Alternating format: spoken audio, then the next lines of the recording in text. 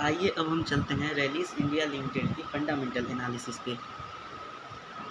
इसके लिए हम जो वेबसाइट यूज कर रहे हैं वो है स्क्रीनर, जो कि एक जानी मानी फंडामेंटल एनालिसिस की वेबसाइट है स्टॉक एनालिसिस के लिए।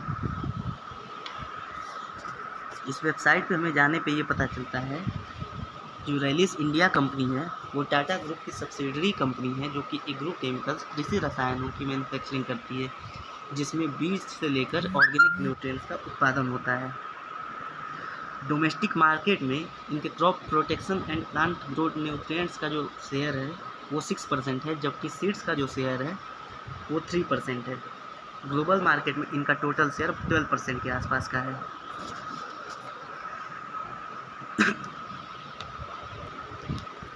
इनका 84% जो रेवेन्यू है वो क्रॉप केयर सेगमेंट से आता है, जिसमें crop protection, manufacturing of insecticides, fungicides and pesticides शामिल हैं।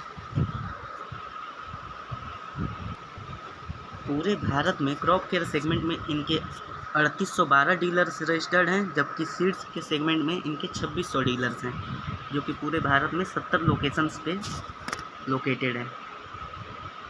कंपनी का कैपिटल एक्सपेंशन जब हम देखते हैं तो ये पूरे अगले 5 साल के लिए 800 करोड़ का है, जो कि एक बहुत अच्छा अमाउंट होता है किसी भी कंपनी को पूरी तरीके से अपने आप को एक्सपेंड करने के लिए। R&D पे ये कंपनी पहले जहाँ 1.5% खर्च करती थी अपने टोटल रेवेन्यू का, अब इसको ये और आने वाले सालों में बढ़ाने वाली है। इनके कैटलॉग में टोटल 92 प्रोडक्ट्स हैं और 15 मॉलिक्यूल्स हैं जिनको ये बेचने का कार्य करती है। तो ये तो रहा इस कंपनी के बारे में कि ये कंपनी करती क्या है और इसका रेवेन्यू आता कहाँ से, ये प्रॉफिट कैसे कमाती है। अब हम चलते हैं इसके प्राइस चार्ट पे। जब हम प्राइस चार्ट पे जाते हैं और 3 ईयर का चार्ट खोलते हैं तो हमें देखने को मिलता है कि जो इसका करंट प्राइस चल रहा है वो तो 197 के आसपास चल रहा है, लेकिन जो इसका इम्पोर्टेंट सपोर्ट है वो 167 के आसपास निकल के आ रहा है, जिसको इसने 2021 के अप्रैल में लॉकडाउन के जस्ट बाद टच किया था।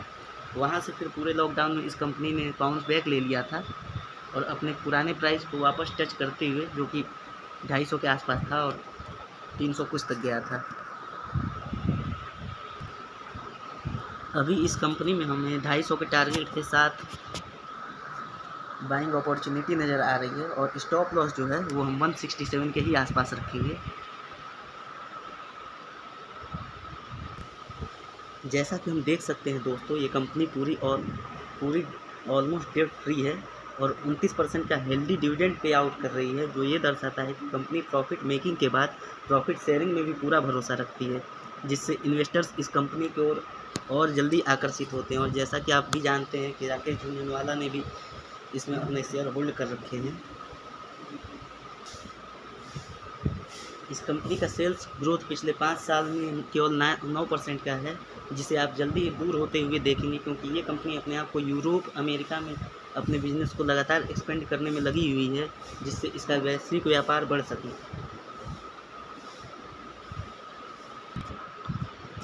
अब हम इसके क्वार्टरली रिजल्ट पे आ चुके हैं दोस्तों, तो अब हम आपको बताएंगे कि क्यों इस शेयर को अभी आपको खरीदना काफ़ी आगे फ़ायदा दे सकता है और आप इसमें काफ़ी अच्छा एक प्रॉफिट बुक कर सकते हैं।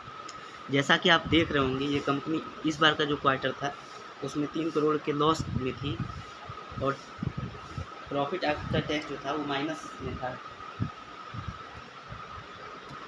विच मीन्स कि इस कंपनी को टोटल 16 करोड़ का लॉस हुआ था टैक्स पे करने के बाद।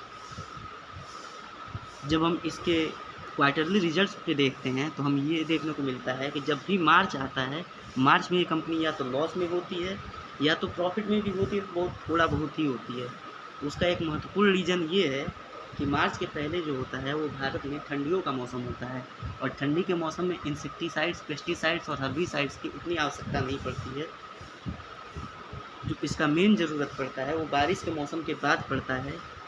इसलिए जैसे ही आप देखते हैं मार्च के बाद जून या सितंबर का क्वार्टर आता है, ये कंपनी ठीक वैसे ही उल्टे बाउंस बैक लेती है और प्रॉफिट में चली आती है।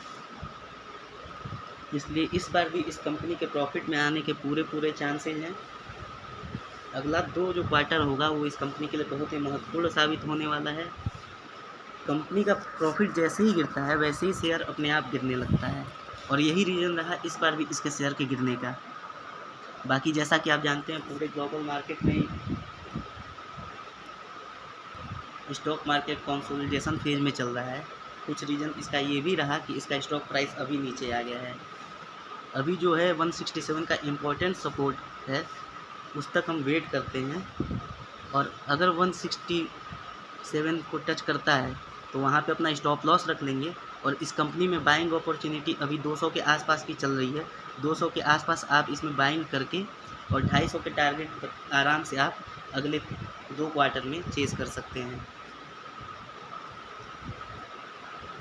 किसी भी शेयर को ख़रीदने से पहले एक बार अपने एंड से उस शेयर के पूरे फंडामेंटल एनालिसिस ज़रूर कर लें।